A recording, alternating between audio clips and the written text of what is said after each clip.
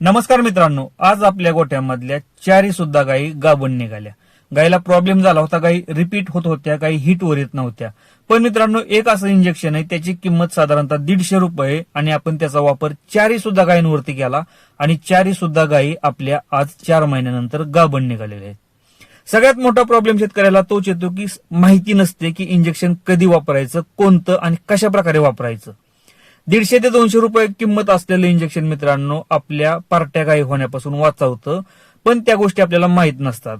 बऱ्याचशा टायमिंगला काय होतं की आपल्या गोठ्यामध्ये प्रॉपर न्यूट्रिशन नसल्यामुळे हा प्रॉब्लेम येत राहतो. पण मित्रांनो, इंजेक्शनांची माहिती जर असेल ना प्रॉपर, तर हा प्रॉब्लेम येत नाही गोठ्यावरती.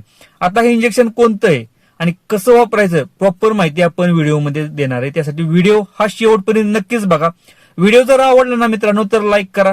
चॅनलवरती नवीन असेल तर चॅनलला सबस्क्राईब करायला विसरू नका. नमस्कार मित्रांनो, शेतकरी आणि टेक्नॉलॉजी आपल्या युट्यूब चॅनलमध्ये स्वागत आहे. मित्रांनो, सगळ्यात मोठा प्रॉब्लेम जो शेतकऱ्याला आहे का नाही तो म्हणजे रिपीट गाय होतात किंवा गायी हिटवर येत नाही त्या.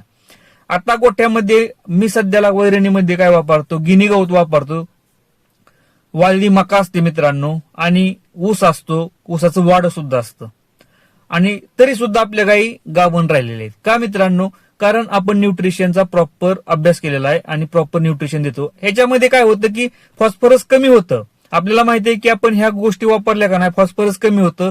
फॉस्फरस साठी ट्रीटमेंट काय करायची यावरती सुद्धा मी व्हिडिओ बनवलेला आहे. साधारणतः 150 ते 200 रुपये आपल्याला 2 ते 3 महिन्यातून एकदा एका गायीवरती खर्च करायचा आहे. तुमच्या गोठ्यामध्ये फॉस्फरस कधीच कमी पडणार नाही. पण आपल्याला ते माहित नसतं. तुम्हाला जर फॉस्फरस कमी पडत असेल ना आपल्या जनावरांना तर मित्रांनो सगळ्यात पहिल्यांदा फॉस्फरसची ट्रीटमेंट करा. आता सगळ्यात महत्वाचं येतं की इंजेक्शन कोणतं वापरलं. सगळ्यात मोठा प्रॉब्लेम आहे की इंजेक्शन कोणतं वापरायचं आणि कधी वापरायचं. मित्रांनो, एकच गोष्ट चेक करायची की आपल्या गायीला जी आपली जी गाय आहे का नाही त्या गायीला फॉस्फरसची कमी आहे का बघा. फॉस्फरसची जर कमी असेल तर आपल्याला फॉस्फरस ट्रीटमेंट सगळ्यात पहिल्यांदा करावी लागणार आहे.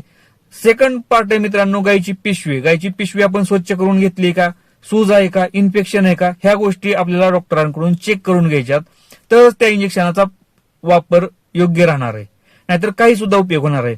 आणि गायीचं डिवर्मिंग करायचंय, जंतनाशक करायचं आणि गायीला मिनरल मिक्सचर पावडर ही कंटिन्यू आपल्याला चालू करावी लागणार आहे. तर मित्रांनो इंजेक्शनांचा चांगला रिझल्ट भेटतो.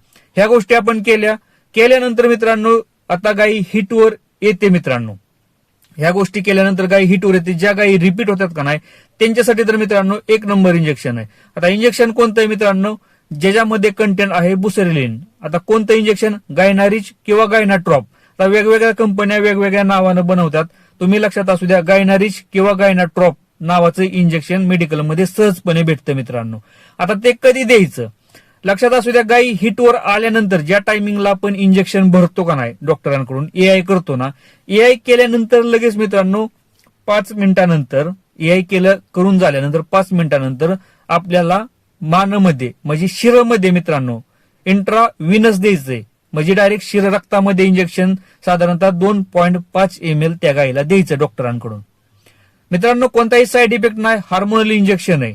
हार्मोन ट्रीटमेंट करावीच लागणार आहे. का मित्रांनो? कारण हार्मोनल ट्रीटमेंट करणं गरजेचं आहे. ज्या गायी रिपीट होतात किंवा ज्या गायी हिटवर येत नाही त्यांना त्या गायींना हार्मोनल ट्रीटमेंट करावीच लागते.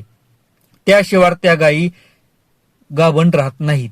पण सगळ्यात महत्वाचं आधी एक गोष्ट लक्षात असू द्या, जोपर्यंत न्यूट्रिशनची प्रॉपर तिला भर पडत नाही, म्हणजे फॉस्फरस असू द्या किंवा कॅल्शियम असू द्या, त्याचबरोबर चांगल्या प्रकारे खुराक असू द्या, जंतनाशक केलेलं असू द्या, ह्या गोष्टी आपल्याला आधी करायच्यात मित्रांनो. असं नाही की तुम्ही डायरेक्टच गाय हिटवर आली किंवा गाय रिपीट झाली म्हणजे डायरेक्ट इंजेक्शन वापरायचं. ठीक आहे मित्रांनो, तुमचं जर व्यवस्थित जर खुराक असेल, वैरण चांगले असेल तर तुम्ही डायरेक्ट सुद्धा वापरू शकता.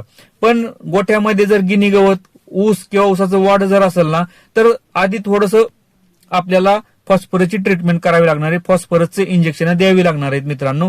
का? कारण फॉस्फरसच्या कमतरतेमुळे गायी रिपीट सुद्धा होतात.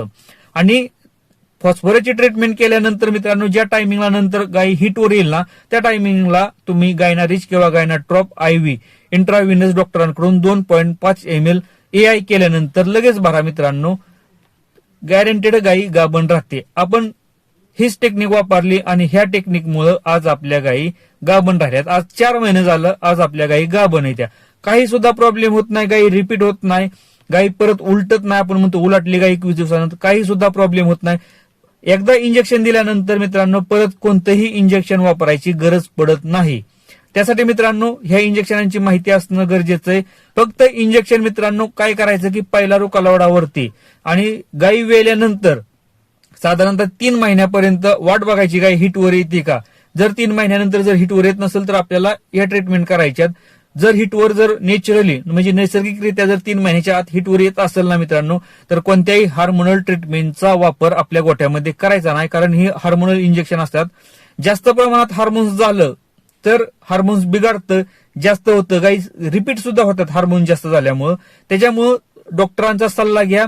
गाई जर रिपीट होत असतील तर सगळ्यात पहिल्यांदा मित्रांनो न्यूट्रिशन बघा आपल्या गोट्यामध्ये व्यवस्थित आहे का, पावडर व्यवस्थित आहे का बघा, आणि नंतर हार्मोनल ट्रीटमेंट करा मित्रांनो. गॅरंटेड हार्मोनलची जर कमतरता असेल ना तर गॅरंटेड आपली गाय गाभण राहते हार्मोनल ट्रीटमेंट केल्यानंतर. मित्रांनो व्हिडिओ जर आवडला असेल ना तर लाईक करा. चॅनलवरती नवीन असेल तर चॅनलला सबस्क्राईब करायला विसरू नका. धन्यवाद.